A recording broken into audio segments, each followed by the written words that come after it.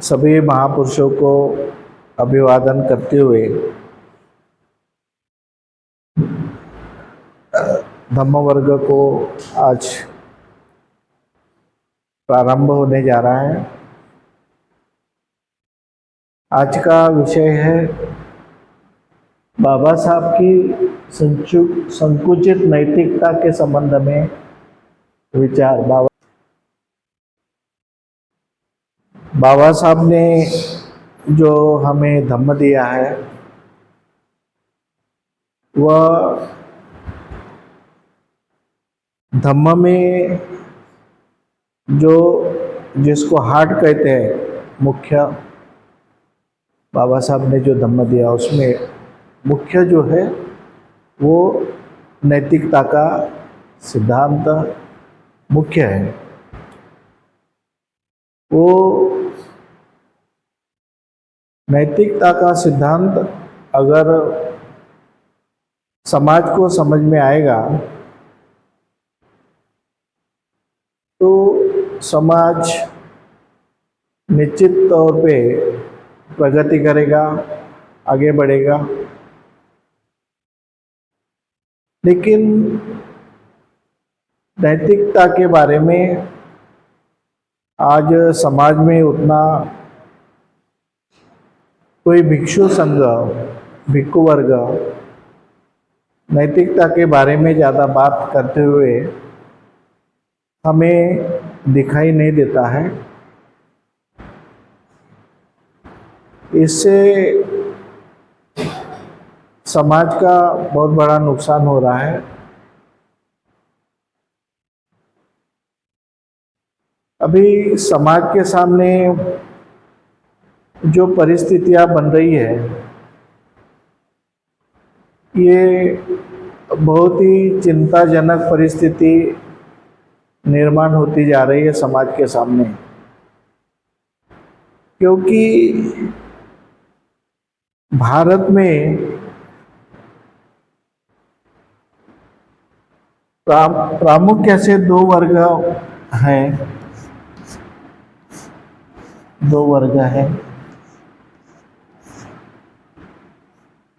एक अल्पसंख्यक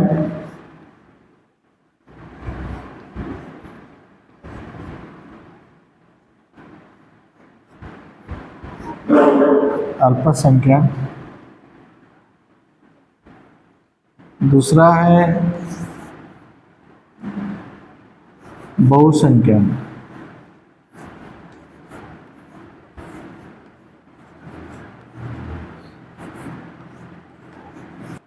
दोनों में एक प्रकार की एक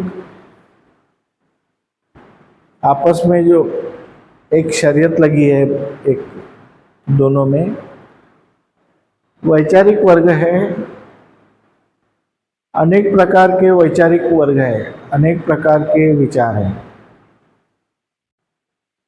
तो हर एक विचार एक संघ में निर्माण होता है, संघ बनाता है और वो संघ बना करके वो चाहता है कि मेरा विचार लोगों तक पहुँचे और मेरा विचार वैचारिक बहुसंख्य हो जाए, यानी बहुसंख्य लोग, ज़्यादातर लोग मेरे विचार को मानने वाले हो जाए। इस तरह की जो वैचारिक परिस्थिति है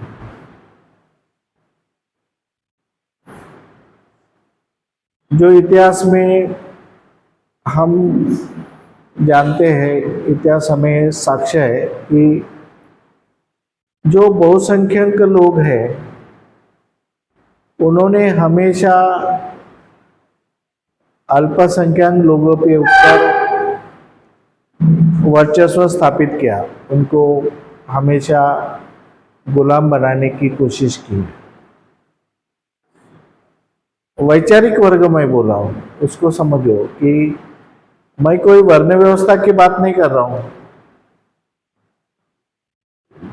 जाति के आधार पर जो वर्ण व्यवस्था, जाति व्यवस्था है, उसकी बात नहीं कर रहा हूं मैं। ये वैचारिक वर्ग, आप विजन,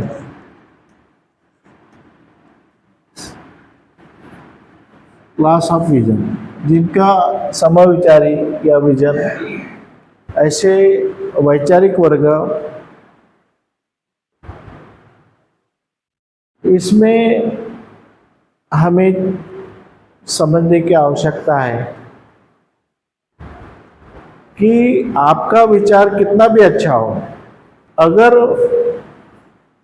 उसको समर्थन नहीं है, आपका विचार अच्छा है लेकिन उसको समर्थन नहीं है, उसको मानने वाले लोग नहीं है,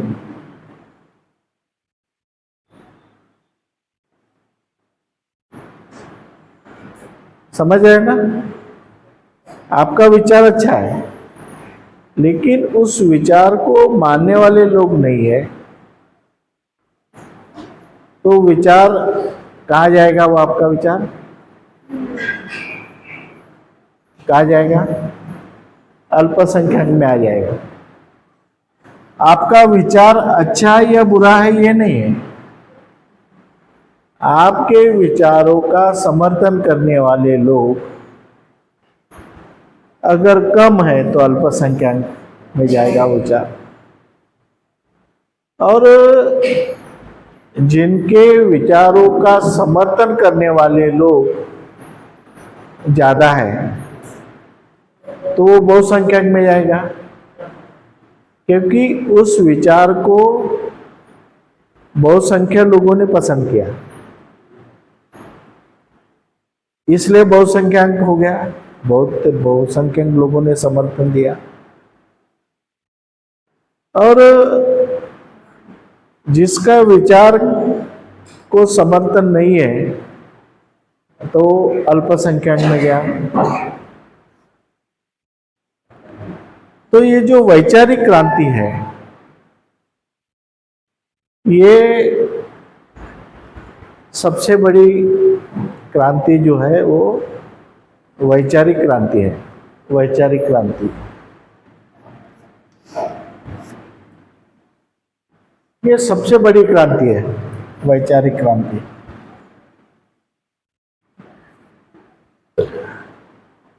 और इसके तरफ हमारा ध्यान नहीं है,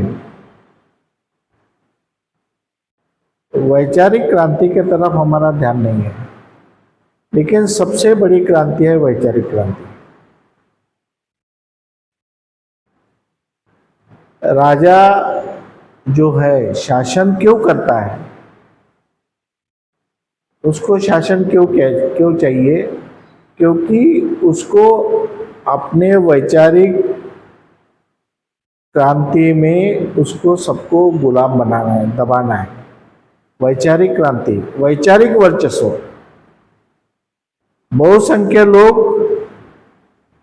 उसके विचारों को स्वीकार करें, इसलिए वो शासन में रहता है, शासन करता है, और बहुसंख्यक लोगों को इकट्ठा करने की कोशिश करता है। वो आपके घर में समझो आपका बहुत ही अच्छा स्वभाव है, आपके घर में 5-6 लोग रहते हैं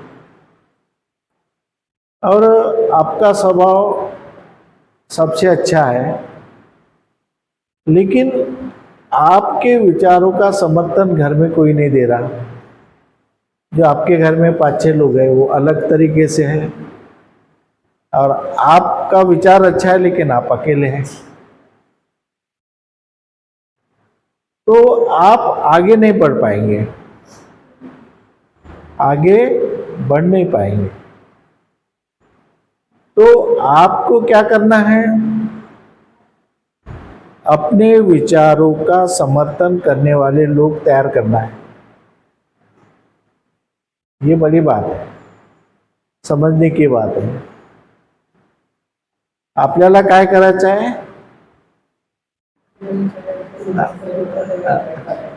की आपल्या विचाराला समर्थन देणारे लोक आपल्याला तयार करायचे आहे.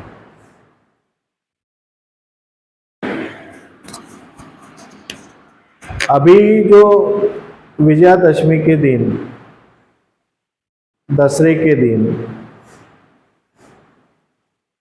जो मोहन भागवत ने संदेश दिया,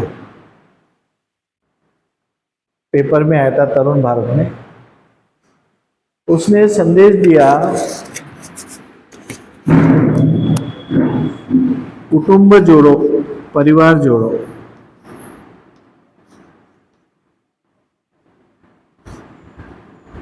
कुटुंब जोड़ो. वो संस्कृत में कुटुंबन क्या कुछ तो भी कुटुंब है ऐसा कुछ कहते हैं. हाँ, कुटुंबम यानी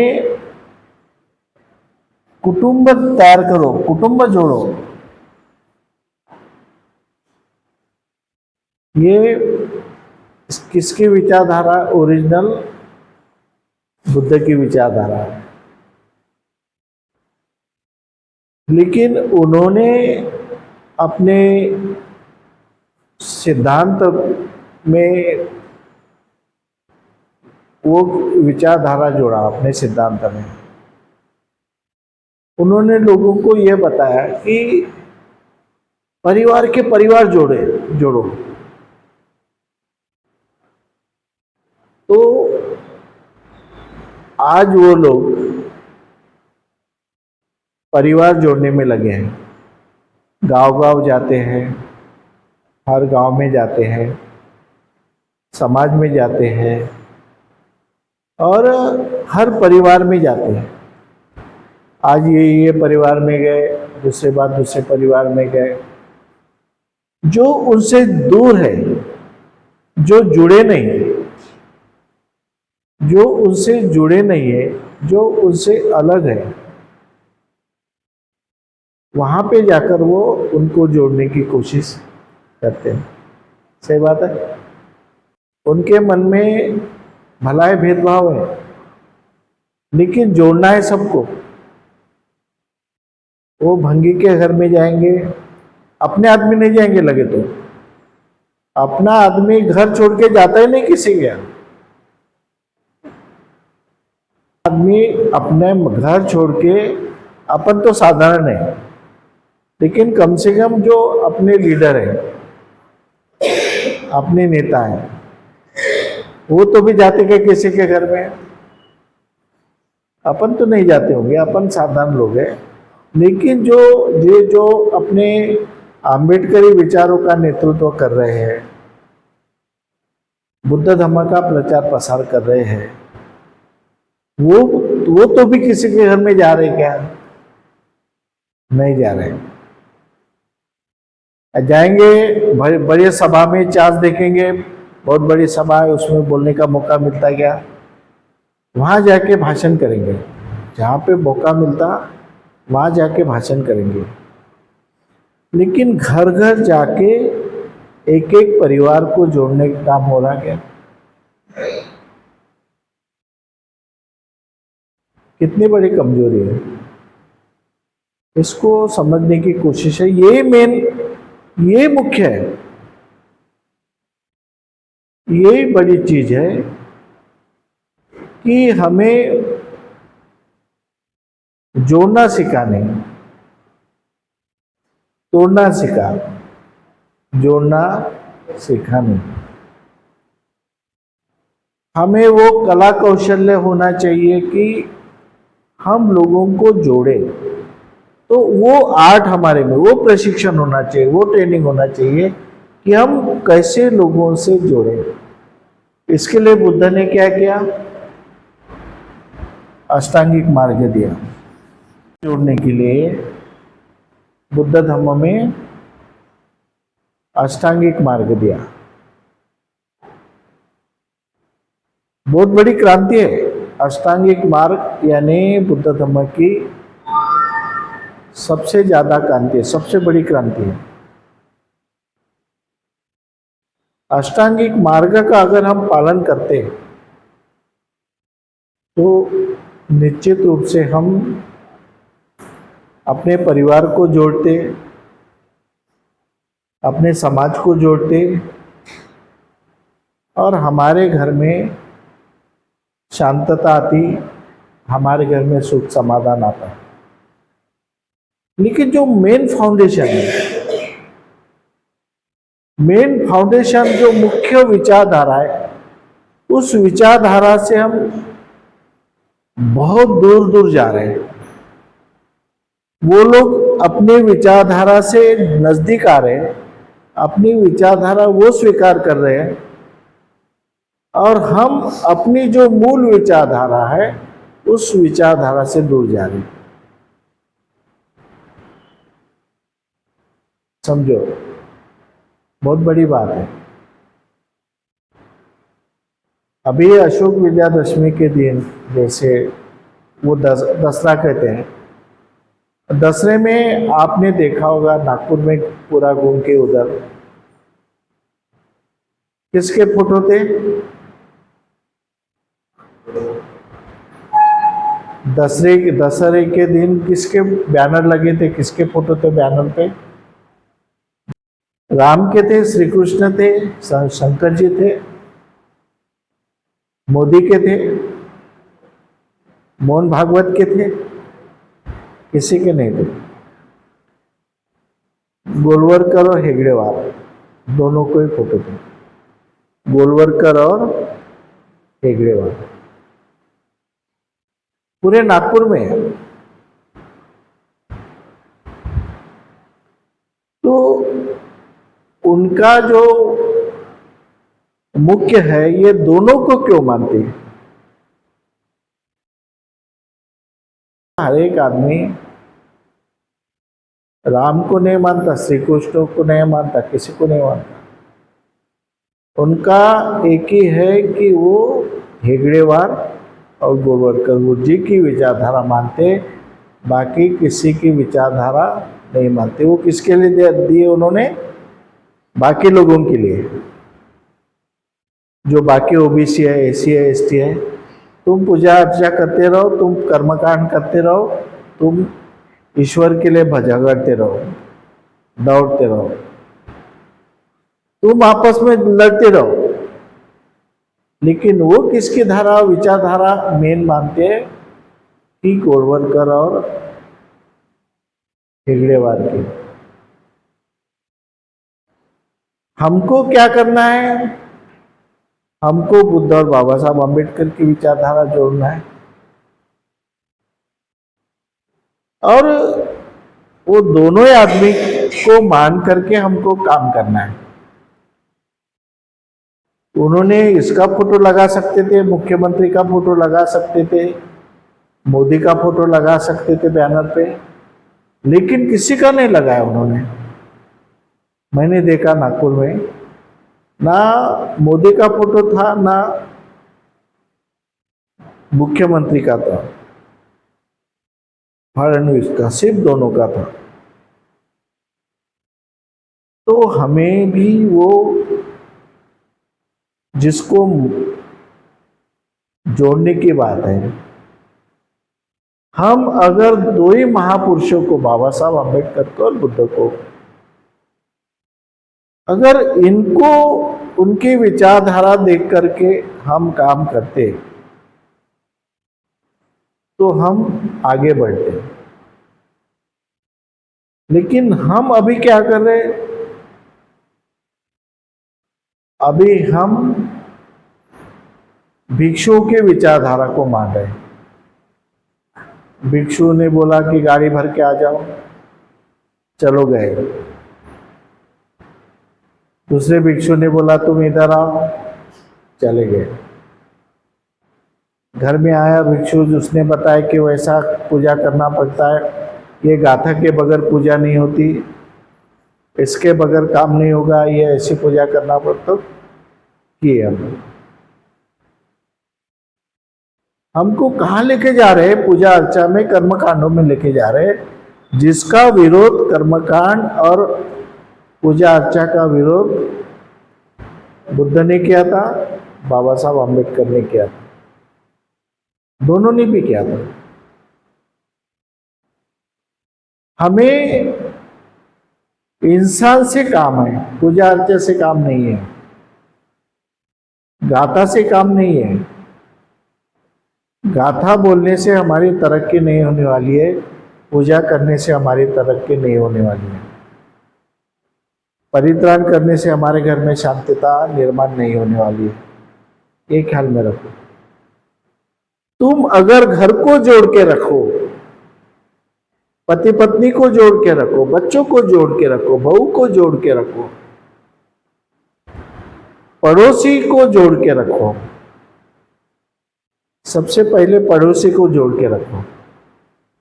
इतने प्यार से पड़ोसी जो है आजू बाजू में, इतने प्यार से जोड़ो उनको कि वो तुमसे झगड़ा कर ही नहीं पाए। इस तरह से हमें जोड़ना है। तो सबसे पहले झगड़ा तो हमारे आजू बाजू के पड़ोसी से होता है। सबसे ज्यादा कलह तो हमारे परिवार वालों से, रिश्तेदारों से होता है।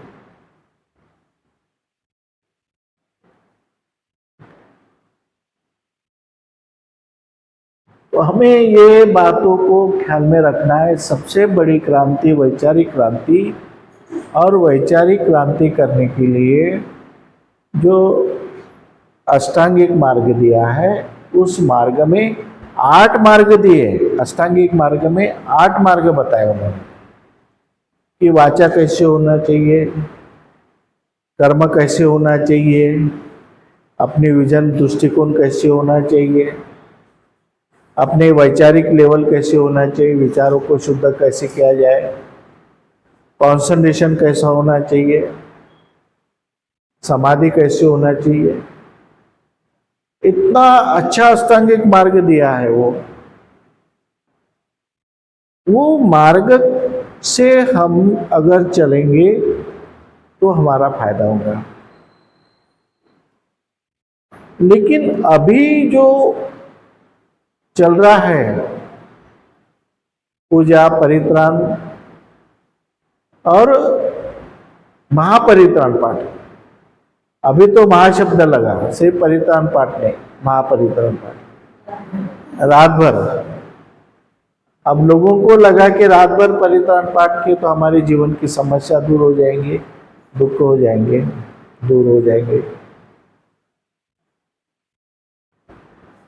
इस तरह से समाज की दिशा भूल हो रही है। अब इससे जो समाज का नुकसान होगा वो इतना नुकसान होगा कि हम उभर नहीं पाएंगे, हम और जमीन के अंदर चले जाएंगे, ऊपर नहीं उठेंगे। क्योंकि पूजा करके ना बाबा साहब बचाने वाले हैं, पूजा करके ना बुद्ध बचाने वाले हैं। इंसान इंसान को बचाता है, इंसान इंसान को सहाय करता है। इसलिए हमारा मुख्य काम है इंसान को जोड़ना। हम किसको जोड़ रहे हैं? पूजा से जोड़ रहे हैं। पूजा, अभी देखो परित्राण है तो लोग आएंगे, परित्राण करके चले जाएंगे। उस समय हमारा काम है कि लोगों को जोड़ो। कोई भी बहाने से आए, परित्राण के बहाने से आए कुछ भी, लेकिन हमें उसको जोड़ के रखना है, तोड़ना नहीं। तोड़ेंगे तो नुकसान होगा। इसलिए हमारा जो वैचारिक लेवल है, हमारा जो विजन होना चाहिए, तो हमें अल्पसंख्यक से बहुसंख्यक के तरफ जाने वाली विजन हमारी होना चाहिए। विरोधक है, अपने विचारों के विरोध में लोग रहेंगे। अपने जैसे विचार है वैसे लोगों के विचार नहीं रहेंगे, क्योंकि हमारा जो काम है वो अलग तरीके का काम है। हम प्रवाह के विरुद्ध में काम कर रहे हैं, तो लोग हमको समर्थन नहीं करेंगे, ज्यादा लोग नहीं मिलेंगे। लेकिन हमें अपने विचारों को आगे बढ़ाना है और लोगों को जोड़ने की कोशिश करना चाहिए, करना है। आज जुड़ेगा, कल जुड़ेगा, कभी न कभी आएगा। अब किसी आदमी को कोई विचार ही पता नहीं, कोई विचार ही नहीं पता अभी तक, तो कैसे जुड़ेगा वो? उसको पहले जैसे पता है, जैसे कोई एक आधा पार्टी में काम कर रहा, पहले उसके पास कोई कार्यकर्ता गया होगा तो मेरे पार्टी में अध्यक्ष बन गया, तो बन गया वो। उसने ये नहीं सोचा कि ये विचार कैसे क्या है। उसको पहले आदमी कोई मिला और उसने पहले बोल दिया कि तेरे को अध्यक्ष बना था, तो बन गया वो अध्यक्ष का पद पकड़ के है अभी। वो अध्यक्ष का पद छोड़ने के लिए तैयार नहीं है। तो उसी प्रकार लोगों को पहले जिसने बताया, जैसे बताया वैसे लोगों के दिमाग में वो बात बैठ गई है। अभी हमें अपने विचारों के समर्थन में लोग तैयार करना है, अपने विचारों जैसा लोग तैयार करना है। तो हमें तकलीफ होंगी, बड़ी परेशानी होंगी। सब कुछ होने के बावजूद भी ये करना है। अगर जोड़ने का काम नहीं करोगे तो अल्पसंख्यक को हमेशा दबाया जाता है, आपको हमेशा दबाया जाएगा। कोई भी आके आपको अंडर प्रेशर करेगा, आपके ऊपर वर्चस्व स्थापित करके चले जाएगा। और आज वर्ण व्यवस्था से ज्यादा जो आज हमें खतरा है वैचारिक बहुसंख्यकवाद से। सबसे ज्यादा खतरा कैसा है? आज जाति व्यवस्था हो, वर्ण व्यवस्था हो, लेकिन सबसे ज्यादा खतरा है हमें, बराबर, वैचारिक बहुसंख्यकवाद। ब्राह्मण 3-3.5% है, लेकिन उसका जो वैचारिक वर्ग है, ये बहुसंख्यक है।